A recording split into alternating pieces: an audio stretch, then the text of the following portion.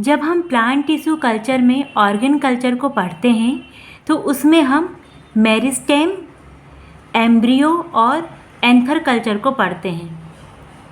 Meristem में हम suit apical meristem और एक्सिलरी बर्ड कल्चर को पढ़ते हैं। एंथर में हम एंथर कल्चर को पढ़ते हैं और एम्ब्रियो में हम एम्ब्रियोजेनेसिस की प्रोसेस को पढ़ते हैं। प्लांट टिश्यू कल्चर के माध्यम से जो एम्ब्रियोजेनेसिस होती है उसे सोमेटिक एम्ब्रियोजेनेसिस कहते हैं। किसी भी लिविंग ऑर्गेनिज्म में 2 टाइप्स ऑफ सेल्स पाई जाती हैं, सोमेटिक सेल्स और जर्म सेल्स। जर्म सेल्स केवल रिप्रोडक्टिव पार्ट को बनाती है ऑर्गेनिज्म के। सोमेटिक सेल्स ऑर्गेनिज्म के बाकी सभी पार्ट्स को बनाती है।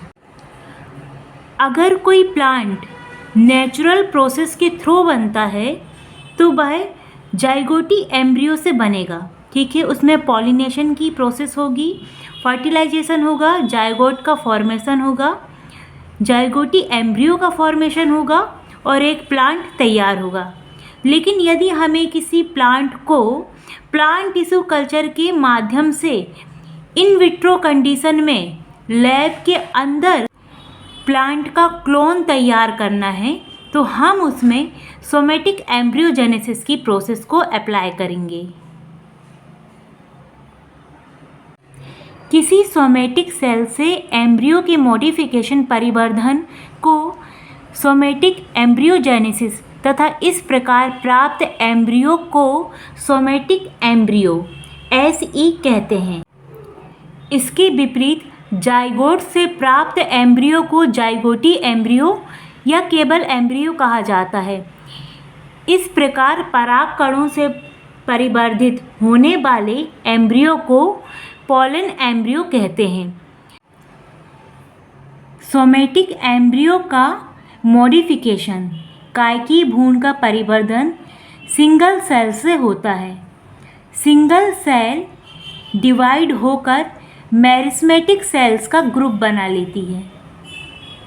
जब ये मेरिस्मेटिक सेल्स का ग्रुप बना लेती है तो ये अन्य कोशिकाओं, अन्य सेल्स के साथ इनका जो साइटोप्लाज्मिक कनेक्शन होता है वह ये जो साइटोप्लाज्मिक कनेक्शन है यह भंग हो जाता है, टूट जाता है और इसकी जगह पर क्यूटिकल की लेयर का फॉर्मेशन हो जाता है।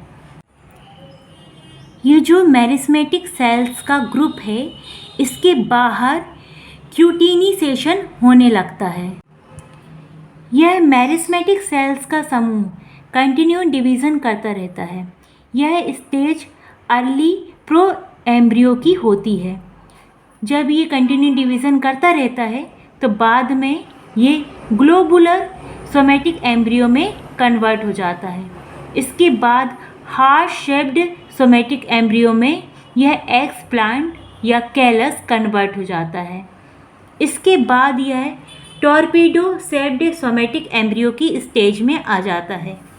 इसे और अच्छे से डायग्रामेटिक फॉर्म में समझ सकते हैं। ये वाला भाग सस्पेंसर का होता है। यह टॉर्पीडो शेप्ड सोमेटिक एम्ब्रियो है। इसके बाद ये लास्ट स्टेज होती है कोटिलिडनरी स्टेज सोमेटिक एम्ब्रियो की। इसको हम और अच्छे से समझ सकते हैं। ये जो नीचे वाला भाग है, ये वाला भाग ये ऊपर आ गया है यहाँ पर, और ये जो ऊपर वाला भाग है ये नीचे चला गया है। ये जो नीचे वाला भाग होता है यह रेडिकल वाला भाग होता है। ये सस्पेंसर हुआ। ये इसका ये वाला जो भाग है, ये वाला भाग, ये रेडिकल वाला भाग है जो रूट का फॉर्मेशन करता है। ये 2 कॉटिलिडन्स हैं, ये कॉटिलिडन्स हैं, और ये जो ऊपर वाला भाग है ये वाला, ये प्लूमूल जो स्टेम शूट का फॉर्मेशन करता है। सोमेटिक एम्ब्रियो बाइपोलर होता है। इसका जो रेडिकल वाला भाग है जिससे रूट फॉर्मेशन होता है, यह भाग न्यूट्रिएंट मीडियम में कैलस के भीतर होता है, और इसका जो प्लूम्यूल वाला भाग है जो शूट का फॉर्मेशन करता है वह बाहर की ओर स्थित होता है न्यूट्रिएंट मीडियम से। इसके विपरीत जो शूट वर्ड्स होती हैं, जो इंटरनोड से निकलती हैं, वह एक ध्रुवी होती हैं और इनमें मूलांकुर रेडिकल सदैव अनुपस्थित होता है। बहुत सारे सोमेटिक एम्ब्रियो में निम्नलिखित असमानताएं पाई जाती हैं।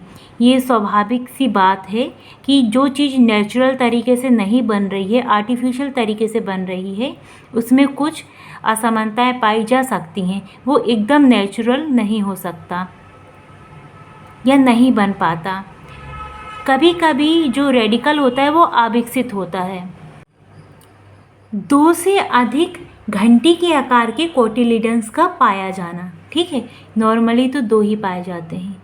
जो सोमेटिक एम्ब्रियो का साइज़ है वो जाइगोटिक एम्ब्रियो, जो कि नेचुरल प्रोसेस से प्राप्त होता है पॉलिनेशन के बाद, उससे काफ़ी बड़ा होता है। सोमेटिक एम्ब्रियो का साइज़ जाइगोटी एम्ब्रियो से काफ़ी बड़ा होता है। कई स्पीसीज़ में सामान्य दिखने वाले सोमेटिक एम्ब्रियो भी जर्मिनेट नहीं हो पाते। ये वाली लाइन समझने वाली है। ABA एब्सिसिक एसिड, यह एक growth regulator plant hormone phyto hormone है जो कि सोमेटिक एम्ब्रियोजेनेसिस की प्रोसेस में रेडिकल के फॉर्मेशन के लिए, रूट के डेवलपमेंट के लिए, लेटरल शूट के डेवलपमेंट के लिए बहुत ज़्यादा इम्पोर्टेंट होता है। वैसे तो ये कॉमनली इसका जो फंक्शन है वो जर्मिनेशन की प्रोसेस को इनहिबिट करने का है, सीडिंग की प्रोसेस को रोकने का है, लेकिन यह स्पेशली सोमेटिक एम्ब्रियोजेनेसिस की प्रोसेस में ABA एब्सिसिक एसिड का प्रयोग किया जाता है, जो कि एम्ब्रियो के डेवलपमेंट और मैच्योरेशन के लिए उपयोगी होता है तथा इससे अंकुरण जर्मिनेशन भी सुधरता है। एक्सप्लांट से प्राप्त सोमेटिक एम्ब्रियो को प्राइमरी सोमेटिक एम्ब्रियो तथा सोमेटिक एम्ब्रियो की विभिन्न टिश्यूज से रीजनरेट होने वाले एम्ब्रियो को सेकेंडरी सोमेटिक एम्ब्रियो कहते हैं। कॉमनली सोमेटिक एम्ब्रियो सरफेस पर स्थित सेल्स के मॉडिफिकेशन परिवर्तित होने से बनता है। सोमेटिक एम्ब्रियोजेनेसिस को निम्नलिखित फैक्टर इफेक्ट करते हैं। इसमें सबसे पहले ग्रोथ रेगुलेटर है, नाइट्रोजन स्रोत है, कैलस में उपस्थित टिश्यूज़ हैं, कैलस का जीनोटाइप और अन्य कारक हैं। सबसे पहले हम ग्रोथ रेगुलेटर को पढ़ेंगे क्योंकि यह एक मेजर पार्ट होता है प्लांट टिश्यू कल्चर का, जो न्यूट्रिएंट मीडियम के माध्यम से दिया जाता है। जब हम न्यूट्रिएंट मीडियम में ग्रोथ रेगुलेटर के रूप में ऑक्सिन को लेते हैं, ऑक्सिन 2,4-D की 0.5 से 5 मिलीग्राम प्रति लीटर कंसंट्रेशन को लेते हैं, तो यह कैलस की कुछ कोशिकाओं का डी डिफ्रेंशिएशन प्रेरित करता है, स्टिमुलेट करता है। गाजर में यह कोशिकाएं विभाजित होकर छोटी कॉम्पैक्ट कोशिकाओं का समूह ग्रुप बना लेती हैं, जिन्हें प्रो एम्ब्रियोजेनिक मास या एम्ब्रियोजेनिक क्लम्प कहते हैं। ऑक्सिन की उपस्थिति में ये क्लम्प साइज में बढ़ते जाते हैं और 2 या 2 से अधिक भागों में विभाजित होकर नए सेल क्लम्प का फॉर्मेशन करते हैं। लेकिन जब एम्ब्रियोजेनिक क्लम्प को कम कंसंट्रेशन वाले ऑक्सिन की न्यूट्रिएंट मीडियम में रखा जाता है तो इनमें सोमेटिक एम्ब्रियो परिवर्धित होते हैं। सोमेटिक एम्ब्रियो का मॉडिफाइड ये होते हैं। हाई कॉन्सेंट्रेशन होने पर ऑक्सिन का पोलर ट्रांसपोर्ट नहीं हो पाता और यह डीएनए में हाइपरमेथिलेशन को बढ़ावा देते हैं। मेथिलेशन डीएनए में जो साइटोसिन रिंग पाई जाती है उसके 5वें कार्बन पर मेथिल समूह CH3 ऐड रहता है, जो कि ट्रांसक्रिप्शन की प्रोसेस को रिप्रेसेस करता है। तो हाई कॉन्सेंट्रेशन वाले ऑक्सिन डीएनए में हाइपरमेथिलेशन को बढ़ावा देते हैं। टोटिपोटेंट सेल्स में कुछ ग्लाइकोप्रोटीन्स न्यूट्रिएंट मीडियम में सीक्रेट होते हैं। ये प्रोटीन्स अन्य कोशिकाओं को टोटिपोटेंट बनाने में सहायक होते हैं। उदाहरण के लिए कुछ एरेबिनोगैलेक्टेन प्रोटीन AGP गाजर कोशिकाओं के सोमेटिक एम्ब्रियोजेनेसिस को इंड्यूस्ड करते हैं, प्रेरित करते हैं। सोमेटिक एम्ब्रियोजेनेसिस की 4 स्टेज होती हैं: इंडक्शन, डेवलपमेंट, मैचुरेशन और जर्मिनेशन। इंडक्शन स्टेज में सेल्स डी डिफ्रेंशिएटेड होकर टोटीपोटेंट हो जाती हैं। कुछ स्पीसीज में टोटीपोटेंट सेल्स एम्ब्रियोजेनिक क्लम्प बनाती हैं, जो कुछ स्पीसीज में ग्लोबुलर स्टेज में एम्ब्रियो भी बनाती है। एम्ब्रियोजेनिक क्लम्प से लेकर ग्लोबुलर एम्ब्रियो के पहले तक की संरचनाएं की सेल्स ना तो खुद ऑक्सिन का प्रोडक्शन करती हैं और ना ही न्यूट्रिएंट मीडियम में उपस्थित ऑक्सिन के प्रति ये सेंसिटिव होती हैं। लेकिन जैसे ही ये ग्लोबुलर स्टेज में आ जाती है, यह ऑक्सिन का प्रोडक्शन करने लगती है और अपने न्यूट्रिएंट मीडियम में उपस्थित ऑक्सिन के प्रति सेंसिटिव भी होती है। ऑक्सिन युक्त न्यूट्रिएंट मीडियम पर ग्लोबुलर एम्ब्रियो से पुनः वापस एम्ब्रियोजेनिक क्लम्प बनते हैं। गाजर आदि कई स्पीसीज में कई वर्षों तक, गाजर में 10 वर्षों से अधिक अवधि तक कोशिकाएं सेल्स एम्ब्रियोजेनिक स्टेज में ही बनी रहती हैं। ग्लोबुलर स्टेज के बाद आगे डेवलपमेंट में हार्ट शेप्ड एम्ब्रियो बनता है, उसके बाद टॉर्पीडो शेप्ड का हो जाता है, फिर बाद में जो लास्ट स्टेज है कोटिलीडनरी स्टेज में एम्ब्रियो बनता है। तो यह जो एम्ब्रियोजेनेसिस है वह डेवलपमेंट स्टेज में होती है। जब डेवलपमेंट स्टेज कंप्लीट हो जाती है तो मैचुरेशन की स्टेज आती है, जिसमें सोमेटिक एम्ब्रियो की ग्रोथ नहीं होती, लेकिन इसमें बायोकेमिकल चेंजेस होते रहते हैं जो कि इसे स्ट्रेस टॉलरेंट बनाते हैं। स्ट्रेस इन्वायरमेंटल भी हो सकता है और इंटरनल स्ट्रेस भी हो सकता है, और इसका जर्मिनेशन भी बढ़ता है। कंप्लीटली मॉडिफाइड सोमेटिक एम्ब्रियो को हाई कॉन्सेंट्रेशन वाले सुक्रोज 0.2 से 0.4 मिलीग्राम प्रति 1 ABA पर कल्चर करने पर, उनका पार्शियल डेसिकेशन करने पर उनका मैचुरेशन होता है। उपयुक्त दशा में एम्ब्रियो के रेडिकल से रूट तथा उसकी फ्लूम्यूल से स्टेम उत्पन्न होता है। यह प्रोसेस जर्मिनेशन कहलाती है।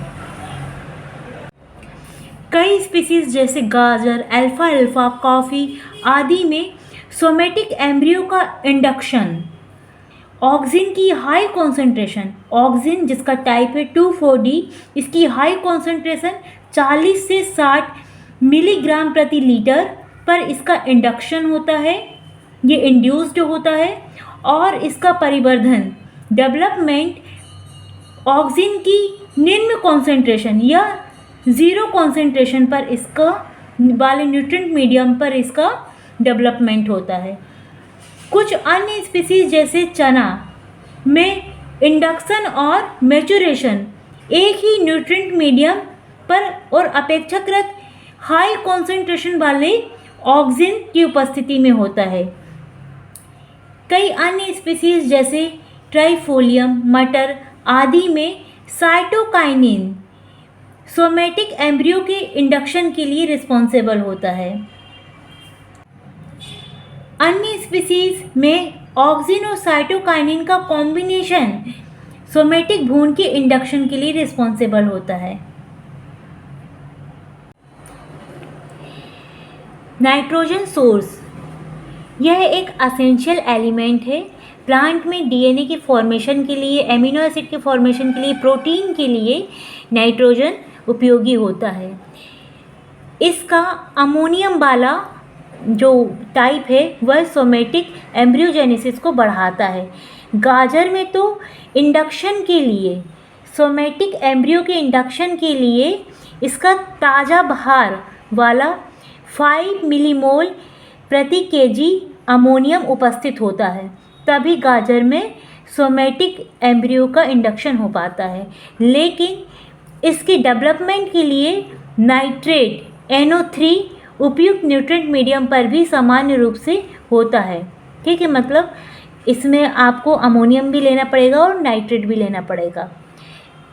अमोनियम इंडक्शन करेगा और डेवलपमेंट नाइट्रेट की हेल्प से होगा। अतः न्यूट्रिएंट मीडियम में सामान्यतः अमोनियम और नाइट्रेट का कॉम्बिनेशन का उपयोग किया जाता है। कैलस का जीनोटाइप। लगभग सभी स्पीसीज में सोमेटिक एम्ब्रियोजेनेसिस में जीनोटाइप अत्यधिक प्रभाव डालता है। एक ही स्पीसीज के कुछ स्ट्रेन में उच्च दर पर एम्ब्रियोजेनेसिस होता है, जबकि कुछ अन्य स्ट्रेन में एम्ब्रियोजेनेसिस नहीं होता। अल्फा में एम्ब्रियोजेनेसिस प्रभावित करने वाले जीनों की पहचान की गई है, जबकि गेहूं में इन्हें विशिष्ट chromosome 4b, 2a, 2b, 2d पर मैप किया गया है। मक्का, गेहूं, धान में जब इनका रीजनरेशन की प्रोसेस होती है तो रीजनरेशन की प्रोसेस में साइटोप्लाज्म का बहुत अधिक प्रभाव पड़ता है। रीजनरेशन की प्रोसेस में मक्का, गेहूं और धान, इसका जो जीनोटाइप होगा इसका प्रभाव पड़ेगा। अन्य कारक। सोमेटिक एम्ब्रियोजेनेसिस को प्रभावित करने वाले अन्य कारक हैं उच्च पोटेशियम स्तर का होना, निम्न घुला हुआ ऑक्सीजन स्तर एवं सोयाबीन में निम्न सुक्रोज कंसंट्रेशन लाभकारी होता है।